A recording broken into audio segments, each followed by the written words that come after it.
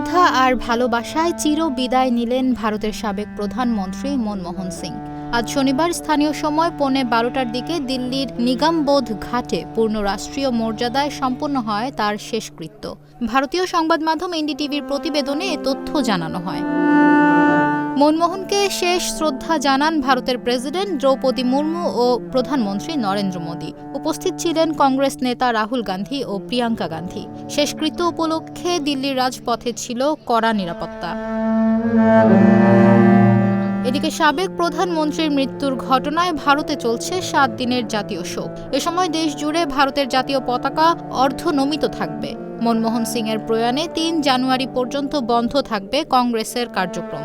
সাবেক প্রধানমন্ত্রীর স্মৃতিস্তম্ভের জন্য জায়গা বরাদ্দ করা হবে বলে জানিয়েছে স্বরাষ্ট্র মন্ত্রণালয়। গত বৃহস্পতিবার দিল্লির হাসপাতালে চিকিৎসাধীন অবস্থায় মারা যান মনমোহন সিং। তার বয়স হয়েছিল 92 বছর।